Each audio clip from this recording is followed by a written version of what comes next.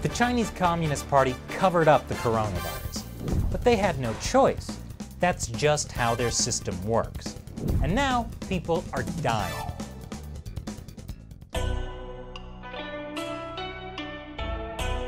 Welcome back to China Uncensored. I'm Chris Chappell. This episode is sponsored by Surfshark, because you should be using a reliable VPN whenever you go online. Close to 200,000 people around the world have died from the coronavirus, and it originally spread because the Chinese Communist Party covered it up during the very early stages. That's why I've been calling it the CCP virus. If the CCP had properly handled it better in the first 2 months, a lot of lives would have been saved. But the cover-up was a symptom of a much deeper problem. That is, the entire structure and MO of the Communist Party, from top to bottom, encourages this exact type of cover-up. The problem lies in the one-party system. The Chinese Communist Party tries to be all-powerful. It exercises extreme control over every aspect of its citizens' lives, from what they can see on social media to even how many children they can have. In this type of system, the party takes all the credit when things go well, but it should also bear all the blame when things go badly. With great power comes great responsibility. Except the party is the opposite of Spider-Man, because it wants to have all the power and not take any responsibility, especially when things go wrong. That's why the party is obsessed with stability. The government is constantly talking about stability maintenance, which is coded language for ensuring the party's rule. Since 2011, the Chinese government's internal security budget, which is also known as their stability maintenance budget, has been larger than their military budget. So the Communist Party considers any threat to stability as a threat to their rule. You know what's a threat to stability? A deadly epidemic. So when it came down to it, the Communist Party put stability ahead of helping sick citizens. It's just what they do. For example, the Chinese Communist Party still claims that the 2003 SARS epidemic struck suddenly and they had no time to prepare. In reality, the first cases happened in Guangdong province in late November 2002. Chinese officials didn't inform the World Health Organization about SARS until February 2003. And when it started to spread to other regions of China, they covered that up too. Officially, SARS killed just under 800 people in China. But in reality, it may have been several thousand more than that because of the cover-up. This is Dr. Jiang Yanyong. In April 2003, he wrote a letter exposing the true number of SARS patients in Beijing, which was several times higher than the official number. His letter was publicized by Western media. The party was forced to respond. They fired several Beijing officials, and they put Dr. Jiang under surveillance. And to this day, the Communist Party has still not admitted there was a SARS cover-up. But afterwards, the Chinese Communist Party did create what was supposed to be a fail-safe system to track contagions. It failed. The system they put in place focused on having doctors across China put patient data into a centralized database. This way, central authorities could monitor if there are any new outbreaks. It works great, at least in theory. Last July, 8,000 Chinese health officials even conducted a massive online drill focusing on how to handle an infectious disease outbreak in the style of SARS. The officials raced to test how quickly and effectively they could track, identify, and contain the virus, including by notifying Beijing. It worked in the simulation, but as we've seen over the last few months, it did not work in reality. That's because the Chinese Communist Party's political apparatus makes it impossible for even the best designed system to function properly. After doctors in Wuhan began treating clusters of patients stricken with a mysterious pneumonia in December, the reporting was supposed to have been automatic. Instead, hospitals deferred to local health officials who, over a political aversion to sharing bad news, withheld information about cases from the national reporting system, keeping Beijing in the dark and delaying the response. So the official system failed. And when doctors tried to share information through unofficial channels, like Dr. Li Wenliang, they were accused of spreading rumors.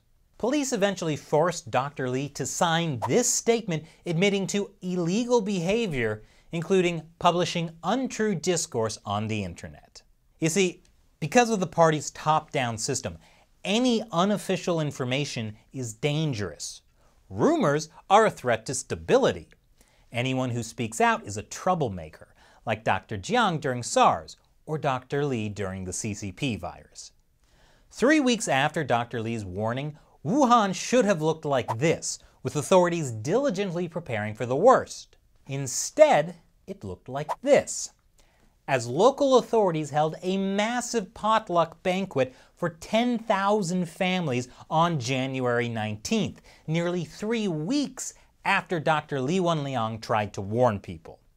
See, it didn't matter how advanced China's outbreak reporting mechanisms were if no one reports anything.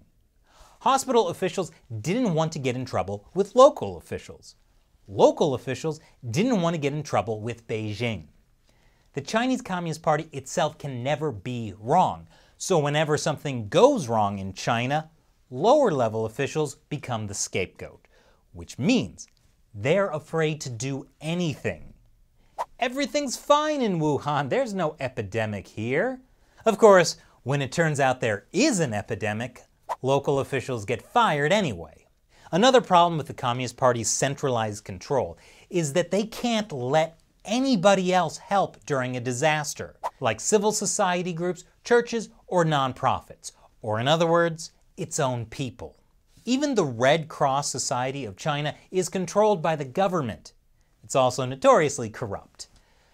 The party also doesn't want outside experts to help. So when experts from the US Centers for Disease Control and the World Health Organization offered to help China, they were ignored for weeks.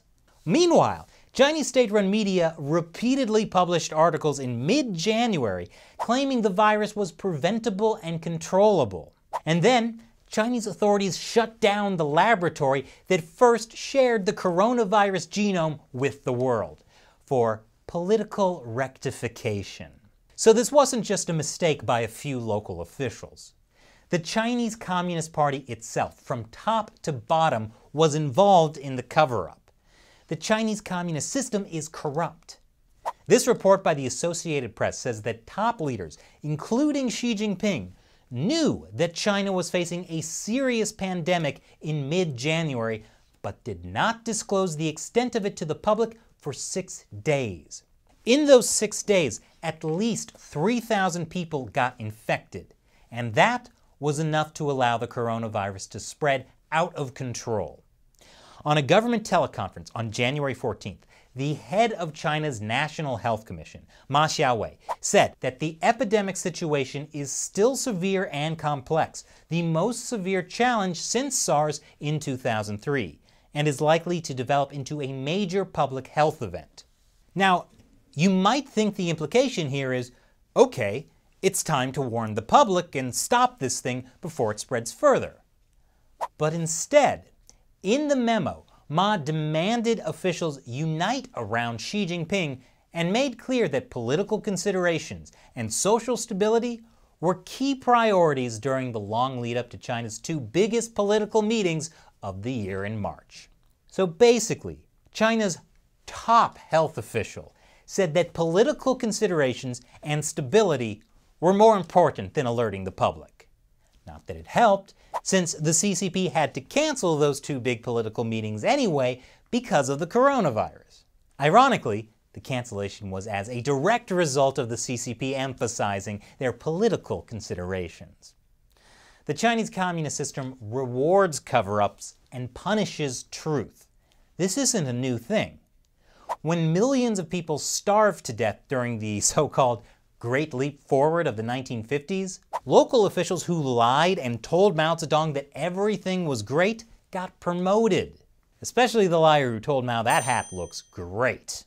In the late 90s, the governor of Henan province, this guy, helped cover up a massive AIDS epidemic. Thousands of farmers got HIV through a botched government blood plasma program. Did he get punished? No, he got promoted. Now he's the second highest ranking member of the Communist Party, where he's in a great position to lie to World Health authorities. In Communist China, people who are skilled at lying and covering things up rise through the ranks. People who insist on telling the truth typically don't make it very far. Individuals in China who tell the truth are often flat out punished, like Dr. Li Wenliang, or they're sent to jail, or even forced to make confessions on state-run television. So it's only natural that when a deadly virus spreads, the Communist Party's first reaction is to cover it up. And it's not like they've learned their lesson this time. US intelligence says the Chinese Communist Party is still covering up how many people are dying from the coronavirus. So when some media suggests that China's virus strategy could be a model for the rest of the world, or that it makes China's model look better and better, they must think that the Chinese Communist Party's 90-year track record of lying and covering things up is somehow over. Pro tip, it's not over. Although, according to the Chinese Communist Party, there's never been a cover-up of the coronavirus outbreak. So we're at the point where they're covering up the cover-up. And this episode has been sponsored by Surfshark. You should use a VPN like Surfshark to protect your identity whenever you go online. And if you want to go online in mainland China, you need a VPN just to access the rest of the internet. And if you want to share truthful information online in China, you had better protect yourself with a VPN so authorities don't come arrest you. And even in a free country, everything you do online is being tracked and logged by the websites you visit and your internet service provider. So protect yourself with Surfshark. When you use Surfshark's clean web mode, you'll be protected from ads, trackers, and malware. Plus, with Surfshark, you can connect as many devices as you want. Try it out with a 30-day money-back guarantee. Plus, Surfshark has a special discount for China Uncensored fans. Go to surfshark.com/uncensored and use the code UNCENSORED to get 83% off a 2-year plan and 1 extra month free. Protect yourself online today. Click the link below. Once again, I'm Chris Chappell. See you next time.